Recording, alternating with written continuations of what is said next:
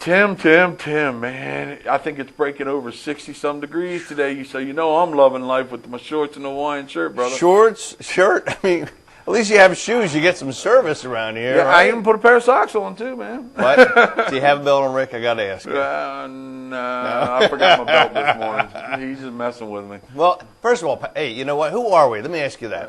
Well, he's Tim Murphy from CNF Mortgage, and that's located up in Waldorf.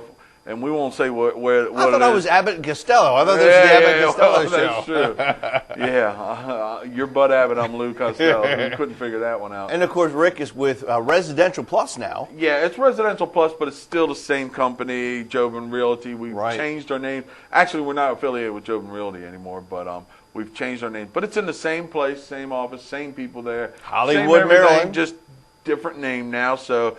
eventually, we're going to get rid of this sign up here, but it's going to be, it is already Residential Plus Real Estate. Excellent, excellent. Yeah. So today, first, happy St. Patrick's Day. Yep, happy St. Patrick's Day, people. And tell you what, it's time to make some green. That's what we were talking about earlier today. Is that what it is? Okay. A lot of folks out there starting to look at houses, not only from primary residences, but we had a lot of people talking about investments. Investing, yeah. And Rick, I got to ask you one last time. Did you enjoy the bus tour? Oh, my gosh. It was so awesome, people. It was such a beautiful bus that we had this time. Leather seats in there. Oh, my God. I was ready to take a nap. It was so comfortable. We definitely do go in style. And we saw 15 houses about a week and a half ago or so, Yeah, right? Yep, absolutely. And it was such an incredible experience because what we were able to do, which I thought was wild, when people call in, we like to get a feel for what you're looking for. So what was neat on that day is we went specifically to the sale price and to the areas that our clients were looking for. And we usually don't do that, but that was like a last-second change because some people just didn't want to go in certain areas, and we were which was perfect, able to reroute. Oh, huge. And I think that's the key to the bus tours. I mean, they're flexible. We really do kind of guide you to the areas that you're looking for, the price range, and it really gave people some ideas of what the marketplace was like. Absolutely. And now the one thing I got to tell you, we also saw a lot of houses. Oh, God, yeah, we did. And we saw a lot of houses that are rolling over, which means we're seeing a lot of foreclosures coming on the market. And going. Right out the door. Yep. Yeah. Now, there were some nice investments, and that's one thing I want to talk a little bit about this morning. Spring Valley, as a matter of fact, was one of the areas we looked at. We saw some houses for $159,900, $164,900. Oh, yeah, no, we're really pretty good sizes. Well, what amazed me was typically we'll see houses foreclosures that need some TLC. Rick, what was these houses? These were in excellent shape, actually. These were moving, very good shape, ready to go. And when we began to look at these houses, we realized these were 3-bedroom, 2-bath, excellent condition. As an investor, you're going to need, of course, 20% down. But from a cash flow standpoint, it was a home run. Big time. It really was. And we saw that one on, what was it? It was Tui Court? Yes. Now, that house was kind of wild because it was only $79,900. It was $80,000. Now, I got to tell you, it was in an interesting area, no doubt. Yeah. But on the other side of the coin, when you think about it, you would have put $16,000 down. Your mortgage would have been about $64,000. What? And 64. Oh yeah. Okay. 64,000. Remember? Yeah. And realistically, we worked out the payment. The payment was like $475, and from a rental, again, we figured we could rent it for about $950, right? Oh, easily. So we began to look at the ideas of what's out there from a cash flow standpoint, from an investment. So you don't have to be this huge, big investor to buy real estate, do you?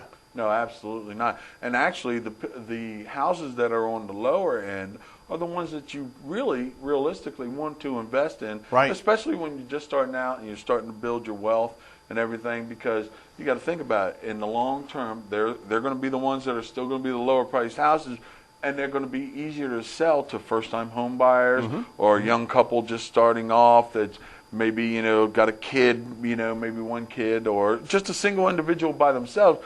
Those are the ones that are going to sell a whole lot easier later in the future when you decide to sell it maybe 10, 15, 20 years down the road. And they're not bad investments. We also saw the salt boxes in Lexington Park. Do you remember those? Yes, absolutely. Which were more of the square houses that are the older style. These houses were built in the 50s and 60s, but again, 3-bedroom, 1-bath, nice homes. And Rick, we saw one that was $79,000. Yeah. Someone was still living there, as a matter of Yep, fact. Remember absolutely. that? Another one was $99. So there was a lot out there from an investor. So that's one of the things which I'm always critical about. We always want to talk about, let's do investor shows. Let's Right. tell people what's out there. So I thought we'd talk a little bit about that. And speaking about investments and strategies, what are we all working on right now? Oh, I don't know, Tim. Why don't you tell me? We're working on, of Taxes. course, our taxes. There you go. Rick always has to look up in the sky there for a little bit of fun. But taxes, and everybody's wondering, how do people buy houses? How do you save money? How do you make it work? And so I want to bring quickly our little clipboard out here just to kind of demonstrate some of the ideas we've talked about. All right. While Tim's getting that together, basically we're probably going to be going over how much, to realize how much money you can make actually in the first year of when you purchase a house and getting some money back through taxes. What I wanted to look at is the one house we just talked about, the one that was in Toohey Court. Okay. The house that we saw that was, let's call it $80,000. And we knew that house was $80,000. We know from an investment strategy you'd have to put 20% down, which means that your investment's going to be about $16,000, right? We also talked about, now Rick, that house needed a little bit of TLC. It needed new floor coverings. Yeah. Needed new appliances and a little Right. bit of paint. Yeah. And we figured out roughly about Carpet, paint, and appliances. about $8,000. Didn't we Yeah. kind of figure it out? So $8,000. So my investment is going to be $24,000 on that house, right? Yep. Plus your closing costs. Remember, your down payment plus your closing costs. So now let's look at the other side of the coin. We said the mortgage payment was $475. And Rick, you felt that from a rental standpoint, how much am I going to make from a rental income? Well, the minimum would have been $900 to $1,000. So let's just even go with the minimum of $900. Excellent. So $900 is my rental income. Now I get to subtract out $475. That leaves me at $425. Now what I wanted to show you was if you took this and divided by $425, that means in less than 60 months, okay, you're going to break even, which means So you're going to get your money back within 60 months. exactly. That's in 5 years. Now, here's the critical part. Most people think they're going to pay taxes on the 425. But in an investment, when you write off your investments, you write off depreciation as well. Exactly. And that's where we try to get that number down as close to zero as possible. So not only do you pay no taxes on your money coming in, but you begin to write off a lot of your expenses and a lot of the houses itself. So it's an amazing strategy from an investment standpoint. We always talk about 100% financing, but I wanted to show investments today. Right. Now we've got a couple houses to look at. Let's see what's out there. All right, here we go. Okay, the first one is a Rambler, almost 1,200 square feet, located over in the Ranch Club in Lusby. It is 3 bedrooms, 2 baths, move-in ready. Recently upgraded, home boasts upgraded appliances, new wood flooring throughout, and a 12x14 deck.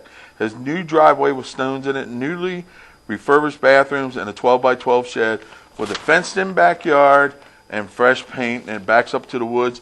And this one is priced at $205,000.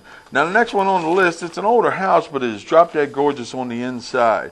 It is, let me see here, sits on 3.5 acres of land, 3 bedrooms, 2 baths, farm style home near Loveville with an oversized 3-car garage with heat in the garage and AC and a half bathroom. And this one's priced at $340,000. And the last one on the list today, it is a 3-bedroom, 1.5 bath townhouse located over in Callaway, and this one is priced at $172,000. It is well maintained with an unfinished basement, a new heater, new heat pump with an air cleaner and a humidifier.